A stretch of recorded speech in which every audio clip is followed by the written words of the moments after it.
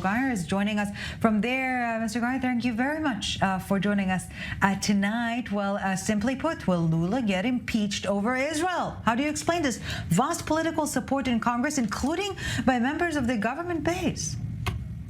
Yes, well, thank you for having me. First, I think I must start my participation in the program asking for apology. I am really sorry about what's happening. I just want to say, as a federal congressman, that Lula's declaration does not represent the majority of the Brazilian people. And as a matter of fact, the vast majority of Brazilian people are shocked, are very angry with his words and by what he did. That's why we've just reached a record number of signatures from the members of parliament asking for his impeachment. So we are working hard in order to succeed in this endeavor, which is to impeach him. What he did is unjustifiable. It's probably one of the worst declarations that a president from the Western Hemisphere has ever said in the history of the world. And for that, he must pay. But again, I just want to say that we Brazilian people are very sorry by his words and remind everyone that he does not represent the majority of the Brazilian population. But yes, an impeachment because of this is a reality. Gayer, I'm sure that many of our viewers here in Israel and elsewhere are very grateful for your statements, no doubt about that.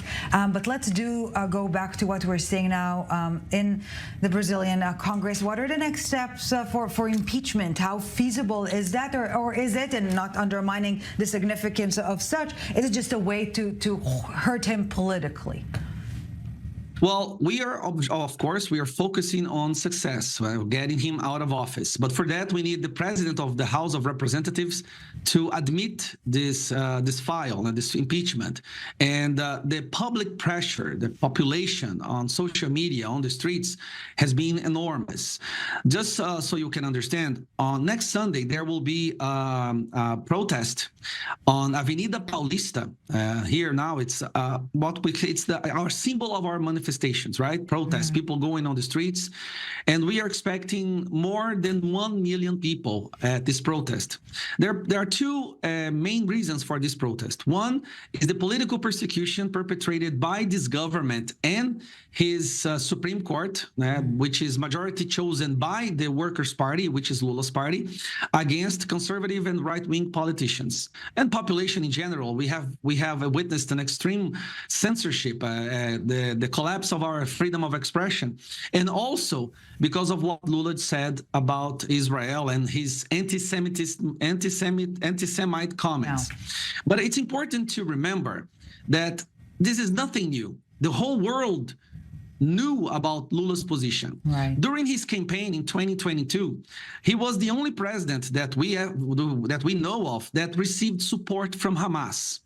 Hamas actually wrote on their official website that they supported Lula, which is interesting, given the fact that the mainstream media here in Brazil always depicted his opponent as being the Nazi or a dictator. But Hamas, of course, supported Lula. When the result was declared and that Lula had won the election, Hamas wrote another letter of congratulation and congratulated him for his victory. If that was not enough, then we had most recently, an official note written by Hamas, published by its official site and also the Telegram channel, thanking Lula for his words against Israel and about Hitler, trying to compare what Israel is doing by what Hitler had done. So this is the first time in history that we know of a president from a allegedly democratic country being thanked by the most evil terrorist group in history. And to top that, because it can get worse when we talk about Lula. Yeah, as if it was not enough until now. Yeah.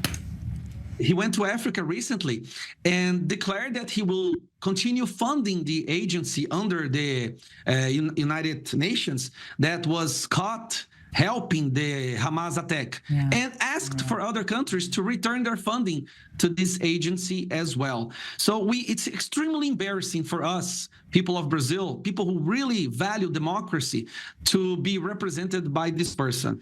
But I believe the impeachment will resolve that. So Congressman Gayer, as we are nearing, unfortunately, the end of our conversation, if I understand correctly from what you're saying, under the current Lula administration, the Brazil-Israel relations cannot really be mended. We simply have to wait for the administration to change. Well, the way I see it, yes. The last news we had from the government is that they were thinking about expelling the Israel ambassador. Now, that is the last thing you do before going to war against the country. And they are actually considering expelling him. Also, they are calling Netanyahu and also the chancellor, Israel Katz, I believe it's his name, by fascist. Believe it or not, they are calling them here. The president of Workers' Party, the Lula's party, is calling him Nazi and fascist. So we are living in such an insane world today here in Brazil that people who defend Israel are called Nazi, and people who support terrorist attacks against Israel are called democratic people fighting for freedom. Yeah, so we're not holding our breath for an apology from Lula. Don't do it. Não se esqueça de deixar sua opinião aqui nos comentários, de curtir e de inscrever no canal. E siga-nos nas redes sociais que está na descrição desse vídeo. E muito obrigado a todos e tenham uma boa noite.